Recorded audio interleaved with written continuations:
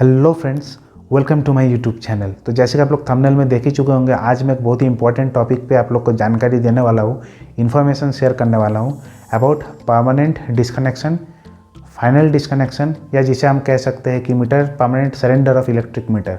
तो ये क्या होता है, क्यों ज़रूरी है? अगर आप एक डोमेस्टिक कंज्यूमर है, या फिर एक कॉमर्शियल कंज्यूमर है, या फिर एक इंडस्ट्रियल कंज्यूमर है, आपके लिए ये जानना बहुत ज़्यादा ज़रूरी है कि ऐसा कौन कौन सा सिचुएशन है जब जो है आपको मीटर सरेंडर कर देना चाहिए, उसका सही तरीका क्या है। अगर आप नहीं करते तो उसके लिए, उसके अगेंस्ट में आपके ऊपर क्या क्या लीगल एक्शन हो सकता है, क्या क्या डिस्प्यूट हो सकता है, बिल का कितना एक्स्ट्रा फाइन पे करना पड़ सकता है। ऐसा बहुत सारा चीज़ जो है हम लोग अनदेखा कर देते हैं, लेकिन बाद में जब प्रॉब्लम में फंसते हैं तो हम लोग दौड़ते रहते हैं कि किसको पूछे, किससे पता करें। तो इस वीडियो को जो है एंड तक ज़रूर देखिएगा। स्पेशली अगर आप एक WBACDCL का कंज्यूमर है, West Bengal State Electricity Distribution Company Limited का, अगर आप इलेक्ट्रिकल कंज्यूमर है तो आपके लिए ये एक बार जानना बहुत ज़्यादा ज़रूरी है। फ्यूचर में काम आ सकता है, या हो सकता है अभी भी काम आ सकता है। तो वीडियो को जो एंड तक ज़रूर देखेंगे क्योंकि बहुत ज़्यादा इन्फॉर्मेटिव होने वाला है। परमानेंट डिस्कनेक्शन का जो प्रोसेस है, ये पूरा प्रोसेस में जो है 5 स्टेप में या 5 पॉइंट में आप लोग को मैं एक्सप्लेन करने वाला हूँ। नंबर 1, व्हेन, कब आपको जो है परमानेंट डिस्कनेक्शन के लिए अप्लाई करना चाहिए। देखिए, जब भी हम लोग प्रॉपर्टी बेचते हैं, सपोज़ मेरा एक घर है, वो घर मेरा नाम पे है, इलेक्ट्रिक कनेक्शन भी मेरा नाम में है। अब 10 साल बाद मैं अभी जो है वो प्रॉपर्टी बेच रहा हूँ किसी थर्ड पार्टी को। तो जब वो हम बेच रहे थे तो ऑब्वियसली ज़मीन का जितना भी डॉक्यूमेंट्स है वो सब म्यूटेशन कराना पड़ता है लैंड डिपार्टमेंट में या म्यूनसिपलिटी में जाके। तो वो तो हम लोग करा लेते, लेकिन हम लोग अक्सर इलेक्ट्रिसिटी के बारे में भूल जाते हैं। तो इलेक्ट्रिसिटी या तो आप म्यूटेशन करा सकते हैं या फिर परमानेंटली आप डिस्कनेक्शन कर सकते हैं। तो मेरे हिसाब से परमानेंट डिस्कनेक्शन करना ज़्यादा सही रहता है। क्यों, वो मैं आगे चल के आप लोग को बताता हूँ। तो ये एक सिचुएशन हो गया जब आपको जो है परमानेंट डिस्कनेक्शन करना पड़ सकता है। सपोज़ आप एक गवर्नमेंट एम्प्लॉय है, आप एक क्वार्टर में रह रहे, क्वार्टर में जो इलेक्ट्रिक कनेक्शन आपके नाम पे है, तो कल दिन अगर आपका रिटायरमेंट हुआ तो इलेक्ट्रिसिटी का NOC मांगता है।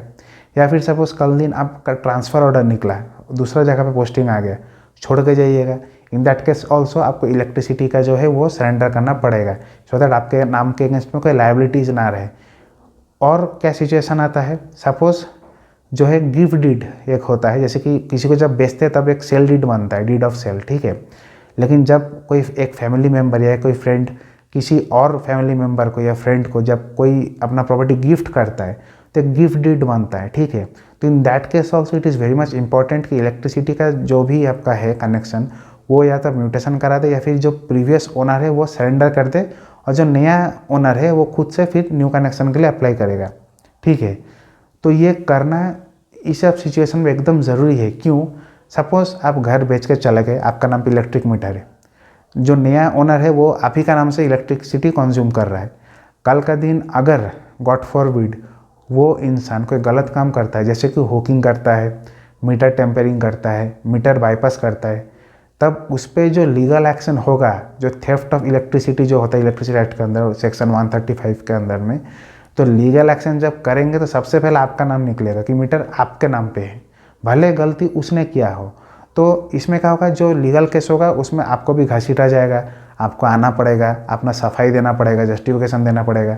तो ये सब एक हो सकता है पॉसिबिलिटी। आज के डेट में आप किसी को विश्वास कर नहीं सकते। दूसरा बात, सपोज आप घर छोड़ के चले गए, आपको रहना ही नहीं है, बेचे भी नहीं है, लेकिन मीटर जो है वैसे ही छोड़ दिए, तो उस मीटर में क्या होगा, आपका एक बिल बनेगा। अब बिल बिना पे किए आप चले गए, क्या रहा हमको रहना नहीं है, बिल पैसा हम क्यों पे करें, छोड़ दो, अब चले गए। अब वो आउटस्टैंडिंग बिल जब आप पे नहीं कीजिएगा, पहले तो मीटर डिस्कनेक्शन होगा, ठीक है, डिस्कनेक्शन होगा, लेकिन मीटर आपका प्रॉपर्टी में रहेगा, उसको हम लोग निकालेंगे नहीं। एंड वो जो आउटस्टैंडिंग है उस पर 2% कंपाउंड इंटरेस्ट पे लेट पेमेंट का जो है इंटरेस्ट उस पर एडिशनल जुड़ते रहेगा। तो सपोज़ आपका 1000 ड्यूज़ है, अब जब मतलब 3 साल बाद आके देखेंगे, 4 साल बाद देखेंगे, आपका 1000 प्रिंसिपल अमाउंट के ऊपर 5000 इंटरेस्ट होकर बैठा हुआ है, एंड वो आपको देना ही पड़ेगा, नहीं तो हम लोग जो है उस चीज़ को, मीटर को निकालेंगे नहीं वहाँ से। तो ड्यूज़ के ऊपर आपका ड्यूज़ बढ़ते रहेगा, तो उसके बदले में अगर आप मीटर सरेंडर करके चले जाते तो ये हेडेक ही नहीं रहता। तो इस तरीके का बहुत सारा सिचुएशन आता है जिसके बारे में हम लोग जो है जनरली सोचते नहीं है, पर बाद में जब डिस्प्यूट हो जाता है तब जो है मतलब 1 रुपये का जगह पे 10 रुपये देना पड़ता है। तो इसीलिए इट इज़ वेरी इंपॉर्टेंट कि अगर आप कोई जगह परमानेंटली छोड़ के जा रहे हैं, एकदम लॉन्ग टर्म के लिए छोड़ के जा रहे हैं, किसी को बेच के जा रहे हैं, तो आप मीटर जो है हमेशा इलेक्ट्रिसिटी का मीटर जो है सरेंडर करके जाइए, क्योंकि वो मीटर जो है आपका प्रॉपर्टी नहीं है, आप मीटर रेंट पे करते हैं, बट मीटर जो है डिपार्टमेंट का प्रॉपर्टी है, WBSE DCL का प्रॉपर्टी है। तो उनको आप लौटा के जाइए, NOC लेके जाइए, तब जो है बेफिक्र निश्चिंत होकर आप रह सकते हैं। नंबर 2, कंडीशंस, कि what are the conditions required to apply for permanent disconnection. देखिए कंडीशन बहुत ज़्यादा कुछ है नहीं, इलेक्ट्रिसिटी आपका नाम पे होना चाहिए, सिंपल सा बात, बिल में आपका नाम आना चाहिए, एंड उसके अगेंस्ट में कोई आउटस्टैंडिंग ड्यूज़ रहना चाहिए नहीं चाहिए, मतलब जितना भी ड्यूज़ है अप टू डेट आपको पे कर देना है, एंड इलेक्ट्रिक कनेक्शन आपका नाम पे होना है। अगर ये दोनों कंडीशन सेटिस्फाई कर रहा है तब इजीली जो है परमानेंट डिस्कनेक्शन के लिए या फाइनल डिस्कनेक्शन के लिए अप्लाई कर सकते हैं। हाँ, कुछ लोग बोलेगा क्या मेरे पिताजी का नाम पे था इलेक्ट्रिक बिल, अब उसको सरेंडर करना है, पिताजी डेथ कर गए हैं तो क्या करें। कुछ ऐसा स्पेशल सिनेरियो में जो है कुछ एक्स्ट्रा डॉक्यूमेंट्स आपसे मांगा जा सकता है। आप जो है अपने रेस्पेक्टिव कस्टमर केयर सेंटर जो होता है CCC इलेक्ट्रिक ऑफिस में जाके पता कर सकते हैं। जनरली डेथ सर्टिफिकेट मांगा जाता है या मम्मी से NOC मांगा जाता है, आपका आधार कार्ड मांगा जाता है, ट्रेडिशनली ये सब कुछ डॉक्यूमेंट देना पड़ सकता है। तो एक्सेप्शनल केसेस में उपाय है, ऐसा नहीं कि आपको होगा ही नहीं है, बट आपको खुद जाकर जो इलेक्ट्रिसिटी ऑफिस में पता करना पड़ेगा। तो केस टू केस ये वैरी करता है, बट इन जनरल अगर इलेक्ट्रिसिटी का मतलब जो है बिल आपका नाम पे आता है एंड आपको वो सरेंडर करना है तो सिंपल जो है आप कर सकते हैं, बस OSD आउटस्टैंडिंग ड्यूज रहना नहीं चाहिए। नंबर 3, प्रोसेस, कि सही प्रोसेस क्या है to apply for permanent disconnection. देखिए सबसे पहले आपको ये जानना है कि कौन सा ऑफिस में आपको अप्लाई करना है। तो सिंपल सा बात है, जो ऑफिस में आप इलेक्ट्रिसिटी का बिल पेमेंट करते हैं उसी ऑफिस में अप्लाई करना है, जिसको हम लोग कहते हैं कस्टमर केयर सेंटर। सपोज मैं अभी अगर दार्जिलिंग में रह रहा हूँ तो मेरा कस्टमर केयर सेंटर होगा Darjeeling CCC, customer care centre Darjeeling का जो इलेक्ट्रिक सप्लाई ऑफिस है, क्योंकि वहीं पे मैं अपना बिल पे करता हूँ। तो आपका जो है आप उसी ऑफिस में अप्लाई कीजिए। अच्छा, अब एप्लीकेशन लेटर आप किस तरीके से लिखिएगा वो एक चीज़ होता है। तो उसमें क्या करना है, सबसे पहले किसका एड्रेस कीजिएगा, तो आपको लिखना है to the station manager CCC का नाम, फॉर एग्जांपल दार्जिलिंग CCC, नीचे WBSE DCL डिपार्टमेंट का नाम। तो इस तरीके से आपको एड्रेस करना है। उसके बाद आता है सब्जेक्ट क्या लिखना है, सब्जेक्ट लिखना है regarding permanent disconnection of electric meter या permanent disconnection of electric supply. बहुत को लिखता है फाइनल डिस्कनेक्शन, बहुत को लिखता है permanent surrender of electric meter. जो भी लिखिएगा it will do, no problem. उसके बाद आपको मेन बॉडी लिखना है कि sir I would like to inform you that, कि ये रीज़न का चलते आपको रीज़न मेंशन करना पड़ेगा कि किस कारण के चलते आप जो है परमानेंट डिस्कनेक्शन अप्लाई कर रहे हैं, ठीक है। वो करके नीचे में आपका सिग्नेचर। एंड में 2-3 चीज़ें आपको याद रखना है, आपको अपने सिग्नेचर के साथ अपना कंज्यूमर ID, मोबाइल नंबर एकदम अवश्य देना ही देना है, ठीक है। एंड 2 डॉक्यूमेंट मिनिमम इसमें एंक्लोज कर दीजिएगा एप्लीकेशन के साथ। एक हो गया आपका बिल का जेरोक्स, इलेक्ट्रिसिटी बिल का जेरोक्स। 2 नंबर हो गया आपका ID प्रूफ, जैसे कि आधार कार्ड, वोटर कार्ड या पैन कार्ड, वो एप्लीकेशन के साथ अटैच कर दीजिएगा। ये अटैच करके जो है आपको ऑफिस का रिसीप्ट सेक्शन में जमा करना है। एंड एप्लीकेशन 2 कॉपी लिखिएगा। तो रिसीप्ट सेक्शन में क्यों जमा करना है, क्योंकि रिसीप्ट सेक्शन में जब आप जमा कीजिएगा तब आपका जो है उसमें एक मेमो नंबर देगा, आपको रिसीव करके एक स्टैम्प देके एक मेमो नंबर, एक डेट देगा। एंड उसका मतलब है ऑफिशियली वो एप्लीकेशन रिसीव हो चुका है। अगर इलेक्ट्रिक ऑफिस में कोई भी आपको बोलता है कि मेरा हाथ में दे दीजिए, हैंड टू हैंड करा दूंगा, वो गलती मत कीजिएगा, आपके साथ फ्रॉड हो सकता है। तो हमेशा रिसीप्ट सेक्शन में जमा दीजिएगा, आपको मेमो नंबर मिलेगा, एक डेट मिलेगा, आपको एक रिसिप्ट कॉपी भी देगा, एंड उसके थ्रू जो है फर्दर आप फॉलोअप कर सकते हैं, ठीक है। तो ये हो गया proper process to apply for permanent disconnection of electric meter. And इसके साथ आपको जो है 40 रुपीज़ का एक डिस्कनेक्शन फीस पेमेंट करना पड़ता है, तो वो आप कैश काउंटर में जाकर उसी दिन एप्लीकेशन डिपॉजिट करने के बाद पेमेंट कर सकते हैं। Number 4, final bill. तो आपने जो है समझ लिया कब आपको अप्लाई करना है, कंडीशन भी समझ लिया, आपको आउटस्टैंडिंग ड्यूज नहीं रखना है, आपने जो है प्रोसेस भी समझ लिया कि आपको एप्लीकेशन जमा करना है ना, आपने कर भी दिया 40 रुपीज़ पेमेंट के साथ। उसके बाद क्या होगा, तो लगभग 7 to 10 डेज़ के अंदर में आपका फाइनल बिल जनरेट होता है। मतलब आप जो एप्लीकेशन जमा दे दिए, 40 रुपीज़ दे दिए, तो हम लोग का क्लाइंट मैन आपको फ़ोन करेगा, आपका घर जाएगा, पोल से तार को काट के निकालेगा, घर से आपका मीटर को निकालेगा, तार एंड मीटर को लेके वापस डिपार्टमेंट में वो डिपॉजिट कर देता है।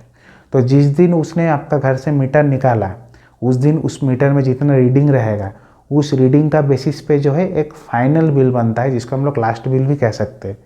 तो वो बिल आपको जो है लेना है एंड पेमेंट करना है, एंड बिल का नीचे लिखा हुआ भी रहता है कि this is the final bill, ठीक है। अब अक्सर क्या होता है कि जिन लोगों का सिक्योरिटी डिपॉजिट ऑलरेडी रहता है, मतलब जब भी हम लोग अभी आप नया कनेक्शन अप्लाई करना चाहिएगा तो कोटेशन आपको पेमेंट करना पड़ता है। तो कोटेशन में एक पार्ट रहता है सिक्योरिटी डिपॉजिट, एक रहता है सर्विस कनेक्शन चार्ज। तो service connection charge non refundable रहता है, लेकिन सिक्योरिटी डिपॉजिट आपका खाता में जमा रहता है एंड हर साल आपको 6% इंटरेस्ट उस पर दिया जाता है एनुअल बेसिस पे। तो अगर आपका अकाउंट पे ऑलरेडी सिक्योरिटी डिपॉजिट है तो उससे आपका एडजस्ट हो जाएगा फाइनल बिल, एंड एक्स्ट्रा अगर कुछ बचा तब सिक्योरिटी रिफंड के लिए भी आप क्लेम कर सकते हैं। मतलब बिल मतलब काटने के बाद भी, एडजस्ट करने के बाद भी एक्स्ट्रा पैसा रहेगा वो आप वापस मांग सकते हैं, ठीक है। Final bill is very important. आप एप्लीकेशन दे के बस निश्चिंत मत हो जाइए। मीटर जब खोल के लेके जाएगा उसके बाद आप ऑफिस में जाकर फाइनल बिल ज़रूर निकालिएगा। अगर कुछ आपको पे करना पड़ा है तो पे कीजिएगा, ठीक है। अगर एडजस्ट हो चुका है फिर भी एक कॉपी रखिएगा। आप एक एनओसी भी मांग सकते हैं अगर आपको ज़रूरत है। अगर आप सर्विस होल्डर है तो एनओसी आपको ज़रूरत पड़ सकता है।